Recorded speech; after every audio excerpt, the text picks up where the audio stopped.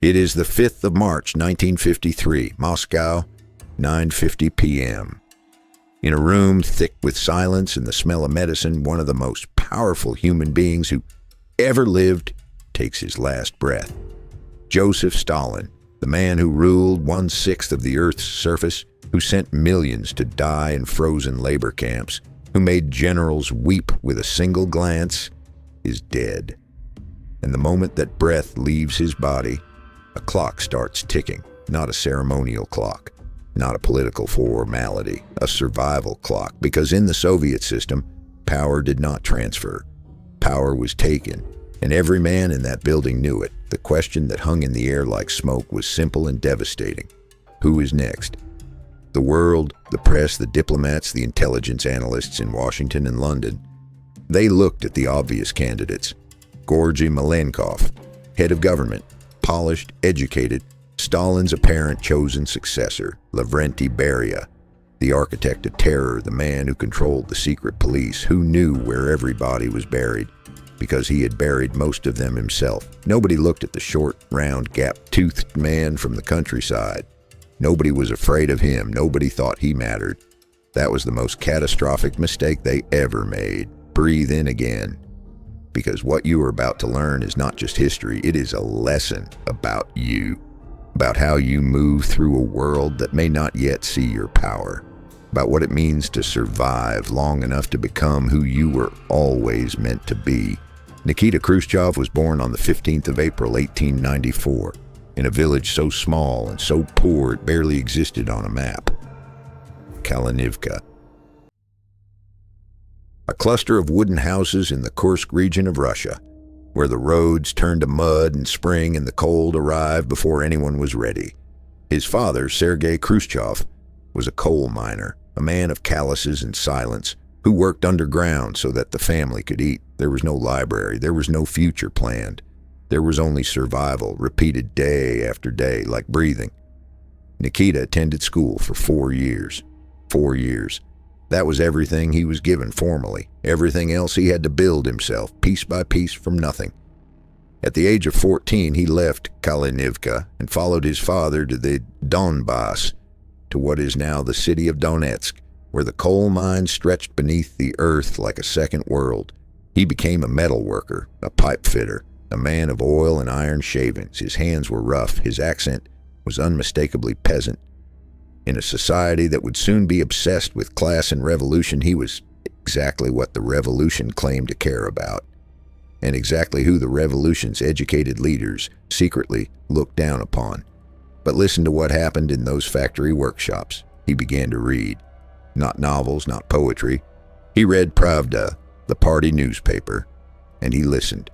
He listened to the agitators who came to speak between shifts, the firebrands who promised that the world could be remade, that men like him did not have to live and die invisible. He absorbed it. He measured it. Something in him recognized that language was power, that the man who could speak to a crowd held something more durable than a rifle. In 1918, he joined the Bolshevik Party. He fought in the Civil War on the side of the Red Army. He survived, and surviving in that era was already a form of genius. Feel what that means. This is a man who had every reason to disappear into history without a footnote. The wrong background, the wrong education, the wrong manners. But he kept moving, he kept positioning. He understood something early that most people spend their entire lives failing to grasp. The game is not about being the best in the room today. The game is about still being in the room tomorrow.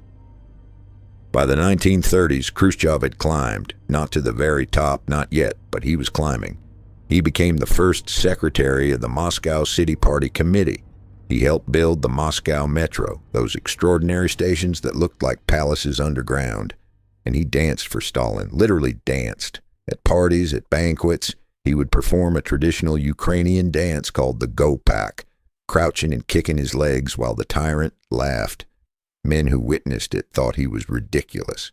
They did not understand what they were watching. They were watching a man who had decided that being underestimated was not a weakness. It was a weapon. In the 1930s, Stalin's terror consumed the Soviet Union like fire consuming dry grass. No one was safe. Generals, artists, scientists, party members. They vanished into prisons and firing squads by the hundreds of thousands. Smart men, ambitious men, men who seemed threatening, they were the first to go. Khrushchev went to Ukraine, and here we must tell you something uncomfortable, because this meditation does not promise you a saint. It promises you the truth. In Ukraine, Khrushchev signed death sentences. He participated in the machinery of repression. He sent people to their deaths. This is the shadow in his story, and it is real, and we will not look away from it. He was not innocent.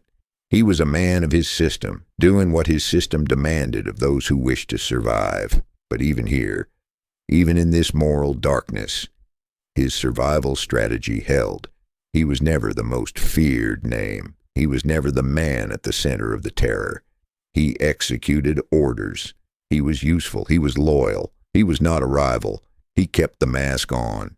And while brilliant men, proud men, men who let their ambition show, while they fell one by one, Nikita Khrushchev from Kalinivka kept breathing. Now pause here, breathe, because this part of the story is asking you something directly. What masks are you wearing? Not to deceive others, but to protect the deeper work happening inside you? Are you letting the noise of the room force you to show your hand too early?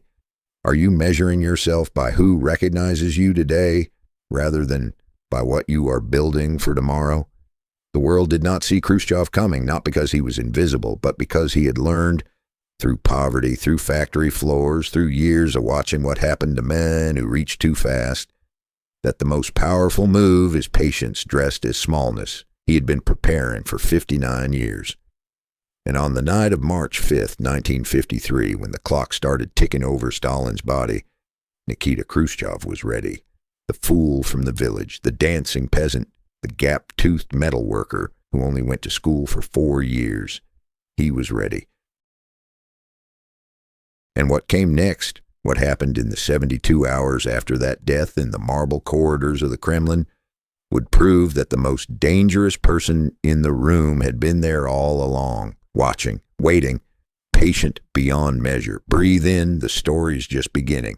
It begins not with thunder, but with silence. On the night of the 1st of March, the guards stationed outside Stalin's private dacha in Kuntsevo noticed something wrong. The lights in his room had not changed for hours. No one had called for food. No one had called for anything. The corridor was still. The whole building held its breath, but no one moved. No one knocked. No one dared. This was the reality of life inside the Soviet system at its peak.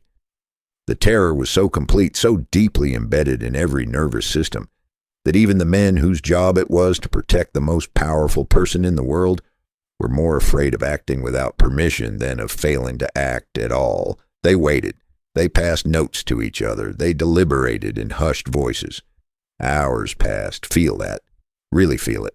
An entire system, enormous and powerful and feared across the world, paralyzed, not by an enemy, not by a weapon, but by its own fear of itself.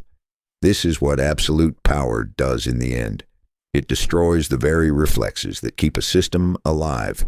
When they finally entered the room, they found Stalin on the floor. He had suffered a severe stroke. He was alive, but the man who had held the world in his hands for nearly 30 years was gone in every meaningful sense. The machinery of the Soviet state, one of the most sophisticated political organisms in human history, now had no driver. And somewhere in Moscow, in those first hours of confusion, Nikita Khrushchev sat very still and thought very carefully. Breathe in, because this is where the lesson becomes personal. Most people, when chaos arrives, react. They panic, or they freeze, or they rush forward without a plan. Khrushchev did none of these things. He had spent his entire life studying the system from the inside, understanding not just how it worked officially, but how it actually worked, who needed what, who feared whom, which alliances were real and which were theater. He understood something that his rivals did not fully grasp in those first frantic hours. The man who controls the process controls the outcome, not the loudest voice, not the most senior title. The person who controls how decisions are made, when meetings are called, who gets to speak, and in what order. that person shapes reality itself. Stalin died officially on the 5th of March, 1953 at 9:50 p.m. Within hours, the three most powerful surviving men in the Soviet Union were already maneuvering. Georgy Malenkov was named chairman of the Council of Ministers, head of government, the most visible and prestigious post. Lavrenti Beria returned to lead the security apparatus. These two men looked at each other as the primary contest, and Khrushchev took the position that seemed least impressive of all, the secretariat of the Central Committee, the organizational machinery of the party itself, the quiet engine room that nobody photographed, that no foreign diplomat celebrated, that no newspaper headline featured. To outside observers, Khrushchev had settled for third place. What he had actually done was take control of the building's foundation while the others argued over which floor to occupy. Understand what the Secretariat actually was. In the Soviet system, the Communist Party was not equal to the state. It stood above it. Government ministries executed policy, but the party decided what that policy would be. The Secretariat controlled party appointments across the entire country. It decided who became a regional leader in Siberia, who ran the party committee in Kyiv, who supervised industry in the Urals. It was, in effect, the nervous system of the entire Soviet Union, and Khrushchev now sat at its center. Over the following weeks and months, quietly, without announcements or dramatic gestures, he began to move people, loyal people, men who knew him, men who owed him, men who had worked with him in Moscow and Ukraine, into key positions across the apparatus. He was not building an army, he was building a network. Invisible threads running in every direction, connecting back to one man. While Malenkov gave speeches and Beria made bold reform proposals that startled the Kremlin with their audacity, Khrushchev attended meetings, he took notes, he remembered everything. He called people by their first names and asked about their families. He made people feel seen. And in a system built entirely on fear, being made to feel seen, being treated as a human being rather than a subordinate, was an almost incomprehensible gift. Now breathe again, slowly. I want you to sit with this idea for a moment. Power is not what most people think it is. Most people imagine power as domination, as the ability to make others do what you want through force or fear or status. And yes, that kind of power exists, but it is brittle. It depends entirely on maintaining the fear. The moment the fear cracks, the whole structure collapses. The power Khrushchev was building was different. It was relational. It was structural. It lived inside other people, in their gratitude, their loyalty, their sense that their futures were connected to his. This is a lesson for your own life, not about politics, about every room you walk into, every relationship you build, every quiet investment you make in someone else's success before you ask for anything in return. The network you build when no one is watching is the foundation that holds everything else up when the moment finally comes. By April of 1953, Khrushchev had identified his most urgent strategic challenge. Beria was brilliant, decisive, and genuinely terrifying to every other member of the Presidium. He had spent decades accumulating information about every powerful person in the Soviet Union. He knew their secrets, their fears, their private contradictions. He had proposed genuine and surprising reforms in the weeks after Stalin's death, releasing political prisoners, scaling back repression, opening diplomatic channels, and this unpredictability made him even more dangerous to the others. Khrushchev did something extraordinary. He began visiting his colleagues, one by one, privately, carefully. He did not make speeches. He asked questions. He listened.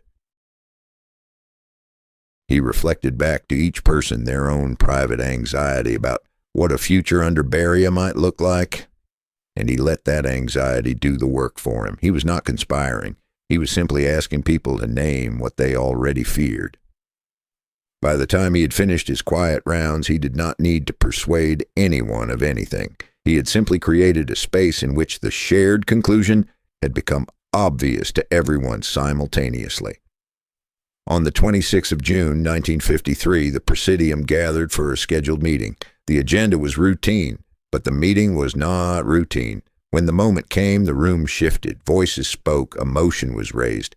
And Lavrenti Beria, the most feared man in the Soviet Union, the man who had made generals and ministers tremble for decades, found himself on the other side of the apparatus he had spent his life building. He was removed from his position. He was placed under the authority of the military. He was tried in the months that followed and removed permanently from Soviet political life by the end of December 1953, without a single public scene, without Khrushchev ever appearing in the historical record of that moment as the orchestrating hand. Breathe in, hold it, breathe out.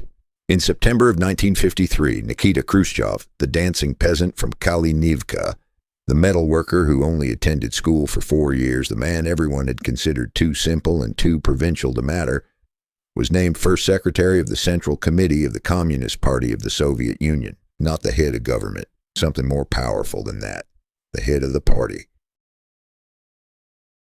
The organism that stood above the government. And in February of 1955, Malenkov, too, was eased aside. The man who had been handed the most prestigious title on the day Stalin died now quietly stepped down. The room had rearranged itself completely, and the man left standing at its center was the one who just 24 months earlier no one had considered a serious contender. 72 hours of preparation, 2 years of quiet architecture, and a lifetime of learning how to survive inside a system that rewarded patience and punished impatience. Khrushchev had not been lucky. He had been ready. And now the real question begins, because having power and knowing what to do with it, those are two entirely different challenges. In Part 3, we will enter the room where Khrushchev stood before the entire Communist Party of the Soviet Union and did something no one had ever dared to do, something so dangerous, so audacious, so irreversible, that the shock wave it created is still moving through history today. Breathe in. The story deepens. I want you to think about courage, not the kind of courage that happens in a single explosive second, but the deeper, quieter, far more terrifying kind. The courage to say the thing that cannot be unsaid, to open a door that can never be closed again, to step into a room and burn the map everyone has been navigating by, knowing that the smoke will fill your own lungs too. That is the courage we're going to talk about today. Because on the 25th of February, 1956, a man walked into a closed session of the 20th Congress of the Communist Party of the Soviet Union and changed the world with words alone. No weapons, no armies, no threat of force, just the truth, spoken out loud, in a room that had spent 30 years learning how to keep the truth underground. To understand what Khrushchev did that night, you need to understand what Stalin had meant to the Soviet system. He was not simply a leader. He was the gravitational center of an entire civilization. Every institution, every ideology, every school book, every monument, every song, they all orbited him. Children were taught that he was the wisest and most beloved figure in human history. Officers and ministers built their entire identities around their loyalty to him. The party, the army, the arts, the sciences, none of them had an independent self-image that did not include Stalin as its foundation. To question Stalin was not a political disagreement. It was an act of existential disorientation. It was like standing up in the middle of a room and announcing that the floor is not real. And Khrushchev had decided to do exactly that. For months, a small team had been working in complete secrecy, compiling documents, testimonies, records, numbers that had never been spoken aloud in any official setting, names of people who had been destroyed, not by enemy action, not by historical necessity, but by deliberate decisions made by one man who had convinced everyone around him that he alone knew the truth. The document they assembled was approximately 25,000 words long. Breathe in. 25,000 words of the kind of truth that a system had forbidden for 3 decades. The delegates at the 20th Congress did not know what was coming. The official sessions had concluded. The public proceedings were finished. Then came the announcement of a special closed session. No foreign guests, no press, no observers from allied parties. Only full members of the Soviet Communist Party. The room held over 1,000 people. Khrushchev stood up. He began to read. For 6 hours, 6 unbroken hours, He spoke. He cited names. He cited dates. He cited specific decisions, specific orders, specific numbers of people affected. He described how the cult of a single personality had systematically dismantled the collective wisdom of the party itself. He showed, document by document, how decisions had been made not through counsel or deliberation, but through the fear and silence that surrounds a man whom no one dares to contradict.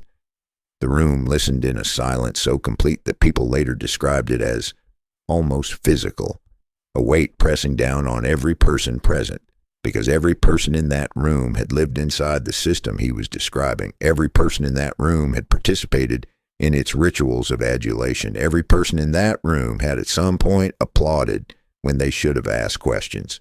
Some people felt the floor shifting beneath them. Some felt a strange, disorienting grief, not just for those who had suffered, but for the version of reality they had been living inside, which was now dissolving in real time. Some delegates reportedly lost consciousness. Not from shock alone, but from the overwhelming collision of what they had believed and what they were now being told was true. Now breathe, because this moment is asking something of you directly. What beliefs have you been carrying that were given to you by a system, a family, a culture, an authority figure, and that you have never examined? What floor have you been standing on that you have never tested? The courage Khrushchev demonstrated that night was not just political, it was epistemological. It was the courage to look at the foundation of everything and say, I need to know what is actually here.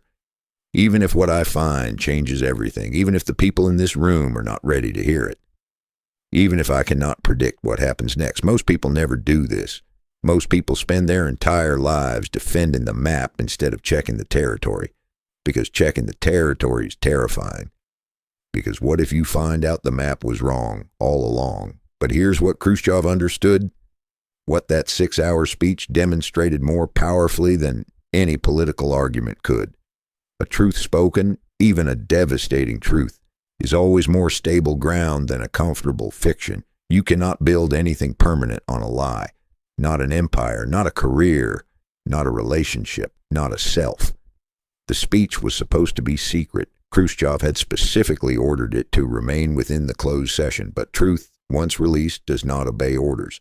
Within weeks, copies were circulating through party channels across the Soviet Union. Within a matter of months, through channels that ran through Poland and into Western intelligence networks, the Central Intelligence Agency had obtained a full copy. By June of 1956, it had been published and broadcast to the entire world. The shockwaves were immediate and enormous. In Poland, workers and intellectuals took to the streets demanding reform.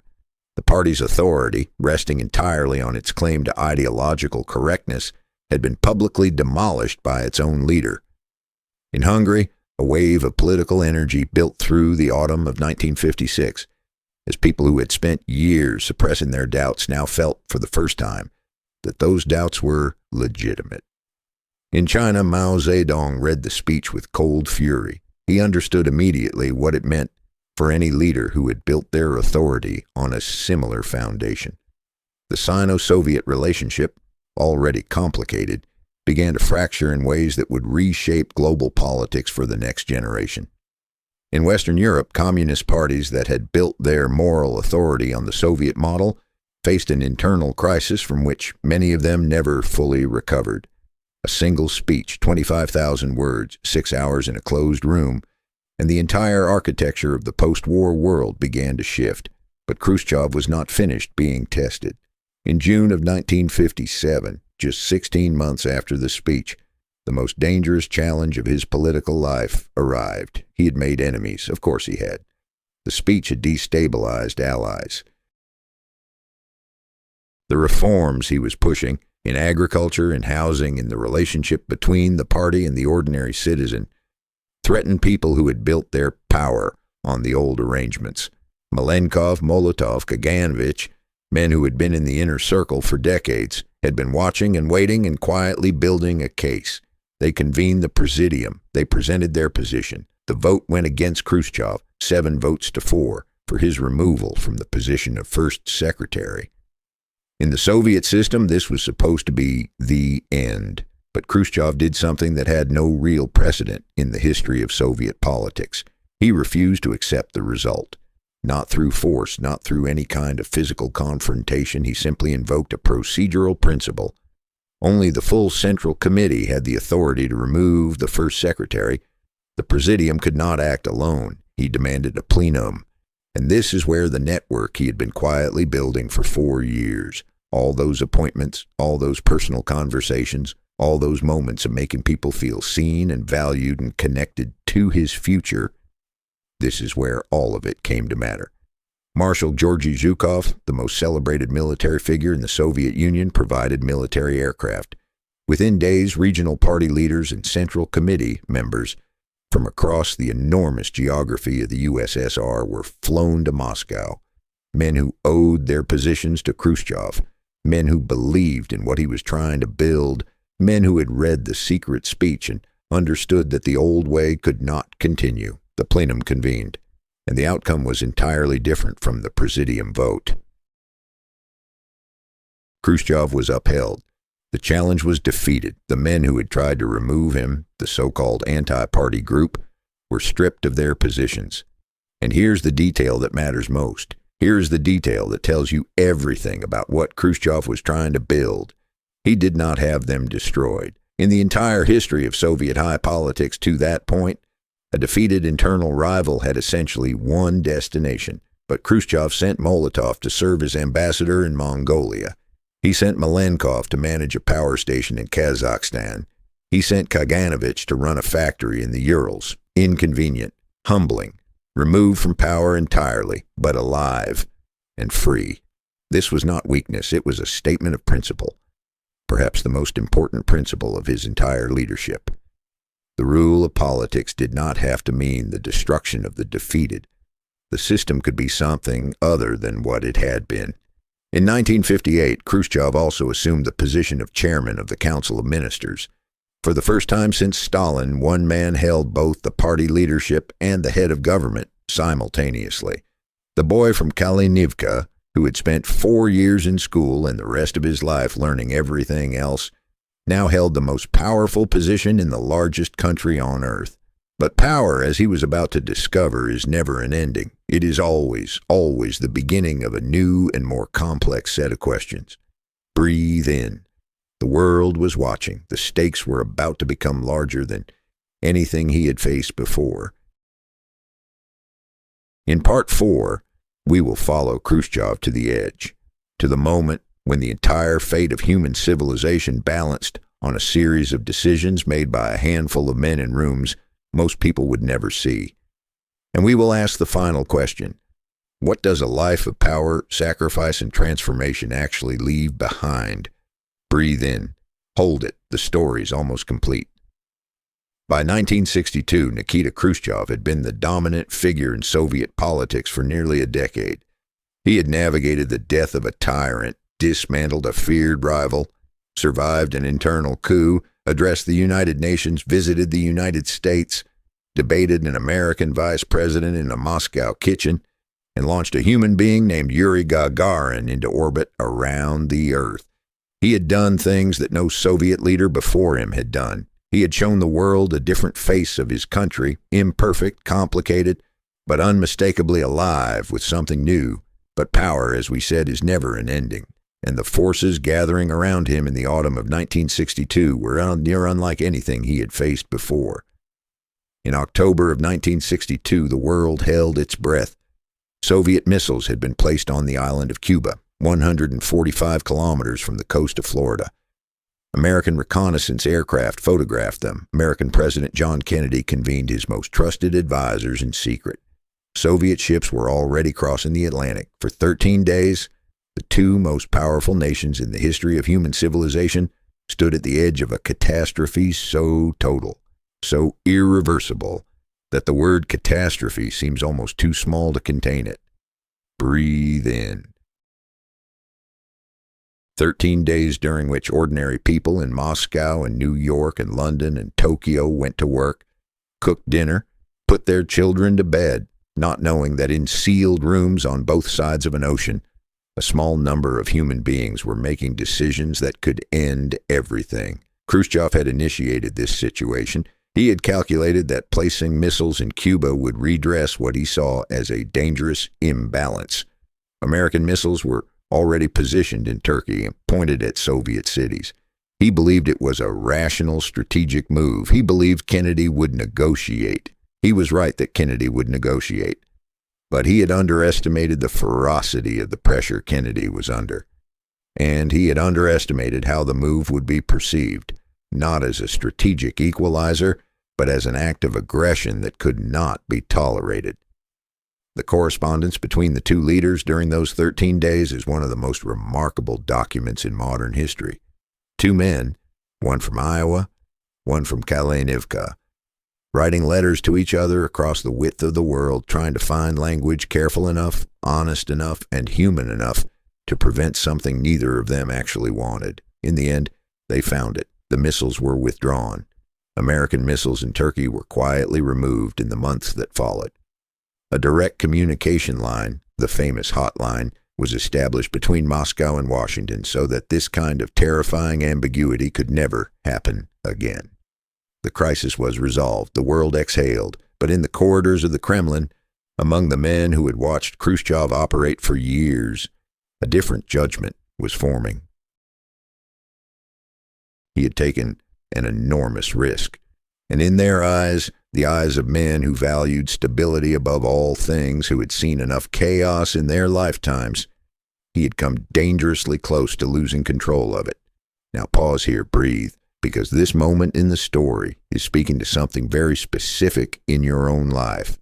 Every person who has ever tried to change something, a system, a family pattern, an institution, a culture, knows his feeling. The feeling of having pushed something as far as it can go, of having spent years building and reforming and repositioning, and then looking around and realizing that the people closest to you are exhausted by the pace, that the world you were trying to create is resisting with a force you did not fully anticipate.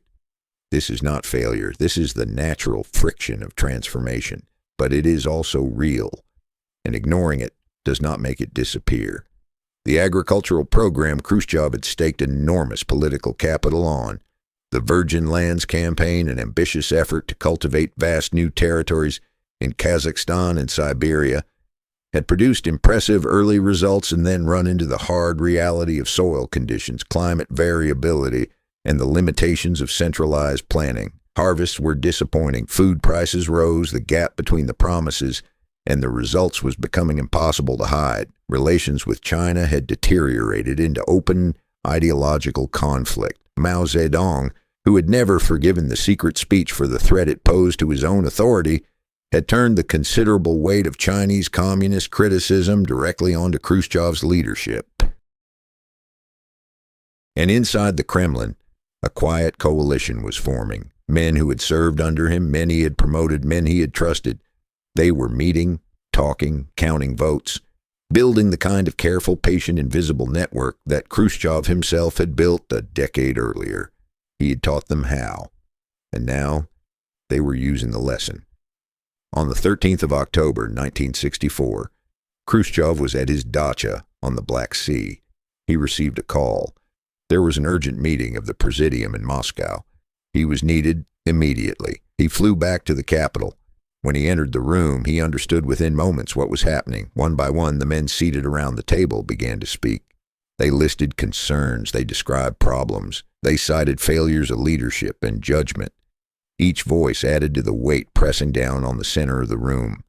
The man who had used this very same architecture, the carefully prepared room, the sequential voices, the accumulated case, now sat on the other side of it. He was 69 years old. He had been fighting for his entire life. He had survived a system that had consumed nearly everyone who entered it at his level. He had outlasted a tyrant, outmaneuvered rivals, survived a coup attempt, and stared across 13 days at the edge of nuclear catastrophe. And somewhere in that room, in those hours, something shifted in him. He signed the documents of resignation on the 14th of October, 1964. The official explanation given to the Soviet public was brief and bureaucratic. retirement due to advanced age and decline in health. Breathe in. Because what happened next is perhaps the most important part of this entire story. Khrushchev went home. He went to a government dacha outside Moscow. He was given a pension. He was given to a car and a small staff. He was, in every meaningful political sense, finished. And he began to talk, not to anyone in particular, not to the press. He had no access to press, not to foreign dignitaries. Those days were completely over. He talked into a recorder, day after day. In the quiet of a garden, surrounded by the sounds of birds and wind, he spoke his memories aloud. He described what he had seen, what he had done, what he had understood, what he regretted. The full, complicated, irreducibly human record of a life lived at the center of history. His family understood that these recordings were dangerous. They understood that the men now running the Soviet Union would not welcome a memoir from the man they had just removed. So they did what people throughout history have done when the truth needed to travel further than the authorities would allow. They found a way. The recordings were transcribed. The transcripts were moved carefully, gradually, through channels that required courage from everyone who touched them. They crossed borders. They reached publishers in the West. And in 1970, under the title Khrushchev Remembers, the voice of the man from Kalinivka reached readers across the world. He never stopped, even when he knew he was being watched, even when he understood the risks. Even at the end, he kept saying the things that needed to be said. Nikita Sergeyevich Khrushchev died on the 11th of September, 1971. He was 77 years old. There were no state ceremonies, no official delegations. The men who had served alongside him, who had built their careers within the system he had shaped, did not come. He was buried quietly. His family was there, some friends, a handful of people who had known him before power made him famous and after power had taken everything back but the seed he had planted.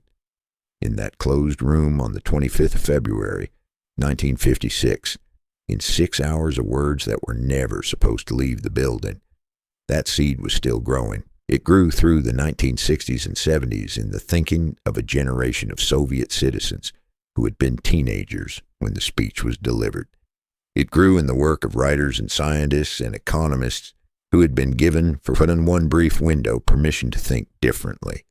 It grew in the understanding, impossible to fully suppress once it had been spoken, that the system was not inevitable, that it had been built by human decisions and could be changed by human decisions. In 1985, a man named Mikhail Gorbachev became General Secretary of the Communist Party of the Soviet Union. He had been a young student during the Khrushchev years. He had absorbed the speech. He had lived inside the possibility it had opened. He called his program Glasnost, openness, and perestroika, restructuring. The language was different. The moment was different. The scale of what followed was larger than anyone had predicted. But the idea, the foundational, irreversible, world-altering idea that the truth must be spoken even when it is inconvenient, even when it is dangerous, even when the room is not ready. That idea had been planted 35 years earlier by a gap-toothed man from a forgotten village who had spent 4 years in school and the rest of his life learning everything that mattered. Breathe in one final time. Hold it. Now release. Fully. Completely. Here's what this story has been asking of you from the very beginning. You do not need the perfect starting point. You do not need the right family, the right education, the right city, the right credentials. Khrushchev had none of these things and reshaped the world. You do not need to be the most feared person in the room. You need to be the most prepared. You need to understand the system you're operating in. It's real logic, not its official logic. You need to build relationships of genuine trust, one conversation at a time, long before you need them. You need the courage to say the true thing, even when the room is not ready, especially when the room is not ready. Because the truth, once spoken, does not disappear. It travels. It finds the minds that are ready for it. It grows in the dark, quietly, for as long as it needs to. And then it flowers at a moment you may never live to see. And when the tide turns, as it always does for everyone without exception, You need the wisdom to recognize that your legacy is not measured by how long you held the position. It is measured by what kept moving after you let go. The boy from Kalinivka changed the world, not because he was exceptional from birth, but because he never stopped, not in the factory, not in the party meetings, not in the closed session, not in the dacha, not into the recorder at the end of his life. He never stopped, and neither should you. Breathe in. The story's complete, but yours is just beginning.